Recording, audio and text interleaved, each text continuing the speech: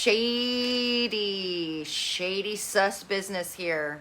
Hi, my name is Lacey, and welcome to my recap of episode 7 of Love Always, streaming on Paramount Plus, starring Bachelorette Lexi.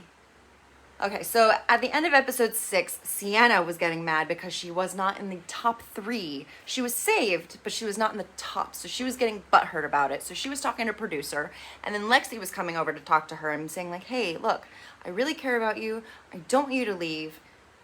Sleep on it, think about it, but I don't want you to leave because I care about you. Sienna in her confessional is talking about how she put in more effort than Rylan and Jamie. They were on the bottom. Stop bitching. Ugh. At the house, they're playing Dare Jenga, and Jasmine, I think, has to jump in the pool with all of her clothes on. Mark says that Rylan is most likely to become a porn star. Josh said that the youngest person that he's been with was 18, and that the oldest person, he goes, it depends on how much money they have. What? Cyprian says his celebrity crush is Lori Harvey, who's Steve Harvey's daughter and used to date Michael B. Jordan. And that's it. That's it for the game. Some of the girls are talking. Sienna, Jamie, and Rylan are talking about how serious this whole thing is and how stressed they are, how tense, and how they feel like they're going insane through this process, just emotions all over the place. The guys, however, say that the girls are immature, and however, they do like Jasmine and Jamie because they say they're chill, but the other girls are too dramatic and immature for them. There's an interesting conversation between Jamie and Sienna, and I don't know if this is editing. I don't know if this is because they were off camera for certain parts of it, but there's a conversation where Sienna's like, hey, why are we not friends anymore? Sienna says to Jamie, hey, why are we not friends anymore? And Jamie said, I need my space from you. It's weird. You know, we're both trying to date Lexi, and I want my space from that. Sienna responds to that with what changed because they used to flirt and have banter, and Sienna is still into Jamie. And she says that if Jamie left, she would leave, and she's only staying there for Jamie. We don't see her mouth move, like she's not even on camera for this part, but we hear Sienna say that she doesn't actually have feelings for Lexi, and she doesn't see herself having a relationship with Lexi once this is over. Shady sus business here. Rylan enters during the middle of this conversation, and it's awkward, and Sienna and Jamie kind of like, bah, bah, bah, and stop. And Rylan is she's not dumb. She's like, okay, there's something going on here. The date for the day is everybody gets to go to break room, which is kind of like a raid. It's like you go break things. It's like I went to one in LA called Rage Ground, and you go in and you wear protective gear and you go with a bat or a sledgehammer or a couple tools, instruments, and beat the crap out of like plates and CDs and teapots and stuff like that. So it's fun to get your aggression out. So they go here, and at first they all sit in a circle, and they're given like an object, a plate, a teapot, something like that. And they all write down something they want to let go of in their life, or something they're holding on to much for, something they want to work on. Lexi goes first, and she talks about how she's letting go of bad friendships because now she knows what good friendships are in this house and all these people. Mark writes down trust and commitment on his plate because he's very concerned, and it's hard for him to trust people. He's been having a hard time with everything, especially with his home life, and he ends up getting emotional, and the guys give him hugs, and it's just very moving to see this guy friendship right here. Jamie writes down on her she wants to let go of her walls and her tough exterior. Cyprian wants to get rid of self-doubt. Josh talks about how he wants to get over his insecurity with his skin color and how he's always felt like an outcast, but he's moving in the right direction. Rylan wants to get rid of self-blame and self-sabotage. Jasmine, sadly, has recently lost somebody. She didn't go into details, but she recently lost somebody, and so she wrote down like she wants to let go of could've and be more present in the moment and less, oh, I could've, should've, would've. And Sienna writes down something, I don't know what exactly she wrote, but she talked about her insecurity with her sexuality and that she had to endure conversion therapy because she came from a very religious background.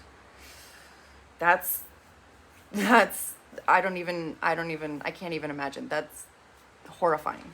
So then everybody gets to go in the room in their protective gear with their object with all that crap written on it, and they get to beat the shit out of it and break everything and therapeutic galore, and they just have a great time breaking on everything that, hopefully they can work toward letting go of.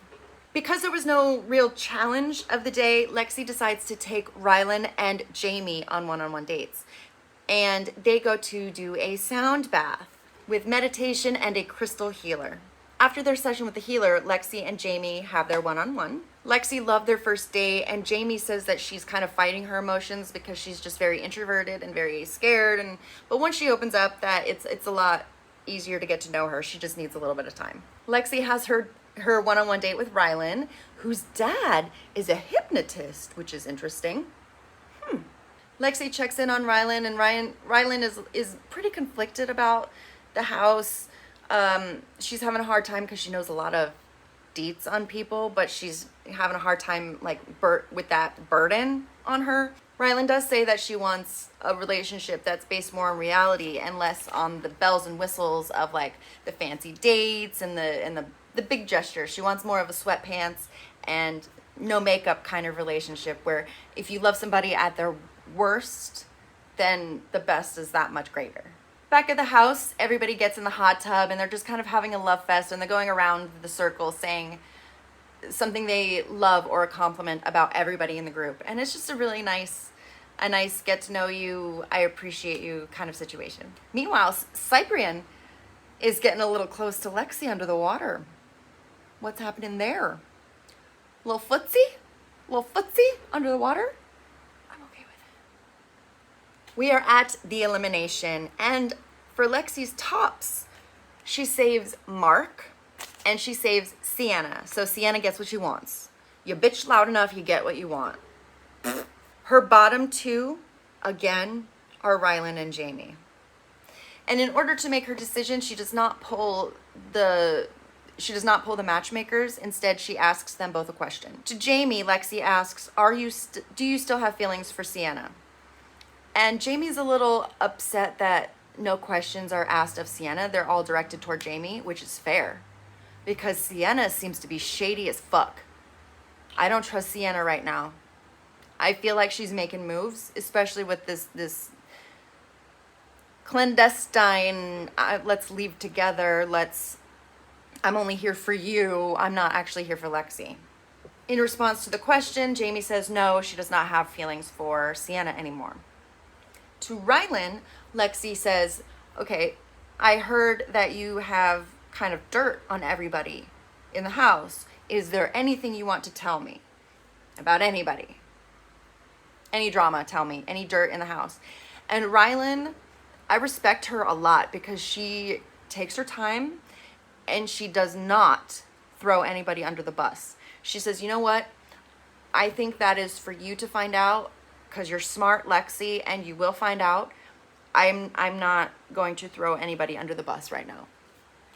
And I respect Rylan for that, because that could have been dramatic and but it didn't need to be. And she spoke well, she did well. Lexi, unfortunately, decides to eliminate Rylan, and she's very emotional about it and very sad about it. But Rylan is gracious, and she hugs Lexi and says, you know what, this is about you finding love, and this is okay. So I want you to keep the people you have a better connection with. Rylan's a good egg. After the elimination, we get some camera footage of Sienna planting this idea in Mark's head that Josh was starting rumors about people in the house. I don't know what she's talking about.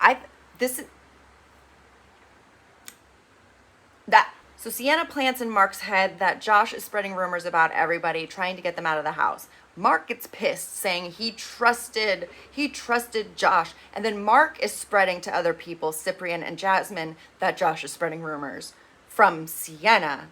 So Now, Mark is freaking out saying he can't trust anybody. He's throwing his phone around. I don't even know where this is coming from. I guess because he thought Josh was like a brother to him, but like nothing has come out about Mark. So I don't understand why he's so mad. And he was in the top. I don't understand. So while Mark is freaking out downstairs, Cyprian goes upstairs to tell Josh that Mark is freaking out. And Josh is like, okay, well, I'm going to go downstairs and I'm going to confront this. And Cyprian's like, don't. Just give him time to chill. He's freaking out. Like, he's really mad. And it's just really confusing. And I don't understand quite what's happening. But drama has exploded in the house. And I cannot wait to see what happens next week. And I hope Lexi finds out about Sienna and Jamie, because that's sus as. What did you think of episode 7 of Love Always? Do you think Lexi made the right call? What do you think Sienna's game plan is? Do you think Josh is legit? I want to know your thoughts, so tell me down below. And don't forget to like and subscribe and hit the notification bell so you can get my recaps on other dating shows like Temptation Island, Love Island, The Big D, and others. Thank you for watching. I will see you next time.